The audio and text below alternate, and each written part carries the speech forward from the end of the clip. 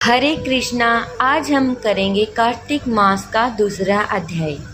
भगवान श्री कृष्ण आगे बोले, हे प्रिय, जब गुणवती को राक्षस द्वारा अपने पति एवं पिता के मारे जाने का समाचार मिला तो वह विलाप करने लगी। हा नाथ, हा पिता, मुझको त्याग कर तुम कहाँ चले गए?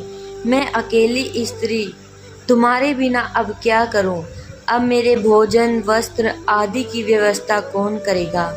घर में प्रेम पूर्वक मेरा पालन पोषण कौन करेगा?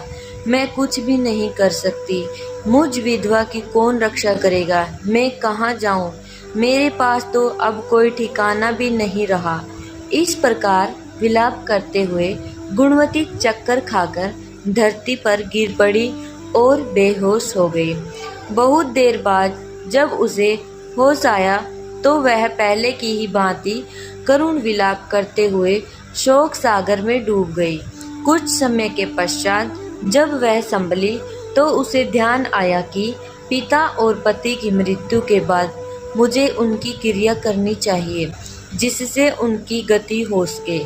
इसलिए उसने अपने घर का सारा सामान बेच दिया और उससे प्राप्त धन से उसने अपने पिता एवं पति का श्राद्ध आदि कर्म किया। तत्पश्चात वह उसी नगर में रहते हुए 8 पहर भगवान विष्णु की भक्ति करने लगी।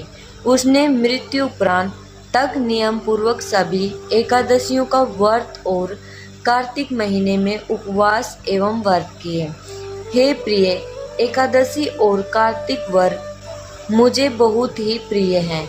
इनसे मुक्ति, भुक्ति, पुत्र तथा संपत्ति प्राप्त होती है। कार्तिक मास में जब तुला राशि पर सूर्य आता है तब ब्रह्म मुहूर्त में उठकर स्नान करने व व्रत में उपवास करने वाले मनुष्य मुझे बहुत प्रिय है, क्योंकि यदि उन्होंने पाप भी किए हो तो वह भी स्नान एवं व्रत के प्रभाव से उन्हें मोक्ष प्राप्त हो जाता है। कार्तिक में स्नान, जागरण, दीपदान तथा तुलसी के पौधे की रक्षा करने वाले मनुष्य साक्षात भगवान विष्णु के समान हैं। कार्तिक मास में मंदिर में झाड़ू लगाने वाले, स्वास्तिक बनाने वाले तथा भगवान विष्णु की पूजा करने वाले मनुष्य जन्म मरण के चक्कर से छुटकारा पा जाते हैं। यह सुनकर गुणवती भी प्रतिवर्ष श्रद्धा पूर्वक कार्तिक का व्रत और भगवान विष्णु की पूजा करने लगी। हे प्रिय, एक बार उसे ज्वर हो गया और वह बहुत कमजोर भी हो गई। फिर भी वह किसी प्रकार गंगा स्नान के लिए चली गई। गंगा तक तो वह पहुंच गई, परंतु शीत के कारण वह पूरी तरह से कांप रही थी। इस कारण वह स्थिर हो गई। तब मेरे दूत उसे मेरे धाम में ले आए। तत्पश्चात ब्रह्मा आदि देवताओं की प्रार्थना पर जब मैंने कृष्ण का अवतार लिया तो मेरे गण भी मेरे साथ इस पृथ्वी पर आए, जो इस समय यादव है। तुम्हारे पिता पूर्व जन्म में देव शर्मा थे तो इस समय स्त्राजित है। पूर्व जन्म में चंद्र शर्मा जो तुम्हारा पति था वह डाकू है, और हे देवी, तू ही वह गुणवती है। कार्तिक व्रत के प्रभाव के कारण ही तुम मेरी अर्धांगिनी हुई है। पूर्व जन्म में तुमने मेरे मंदिर के द्वार पर तुलसी का पौधा लगाया था।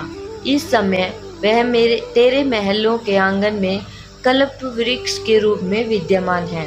उस जन्म में जो तुमने दीपदान किया था उसी कारण तुम्हारी देह इतनी सुंदर है और तुम्हारे घर में साक्षात लक्ष्मी का वास है, क्योंकि तुमने पूर्व जन्म में अपने सभी व्रतों का फल पति स्वरूप विष्णु को अर्पित किया था। उसी के प्रभाव से इस जन्म में तुम मेरी प्रिय पत्नी हुई हो। पूर्व जन्म में तुमने नियम पूर्वक जो कार्तिक मास का व्रत किया था उसी के कारण मेरा और तुम्हारा कभी वियोग नहीं होगा। इस प्रकार कार्तिक मास में व्रत आदि करने वाले मनुष्य मुझे तुम्हारे समान प्रिय हैं। दूसरे जप, तप, यज्ञ, दान आदि करने से प्राप्त फल कार्तिक मास में किए गए व्रत के फल से बहुत थोड़ा होता है, अर्थात कार्तिक मास के व्रतों का 16वां भाग भी नहीं होता है। इस प्रकार सत्यभामा भगवान श्री कृष्ण के मुख से अपने पूर्व जन्म के पुण्य का प्रभाव सुनकर बहुत प्रसन्न हुए। हरे कृष्णा। अगर आपको ये कथा अच्छी लगे तो लाइक एंड सब्सक्राइब करें।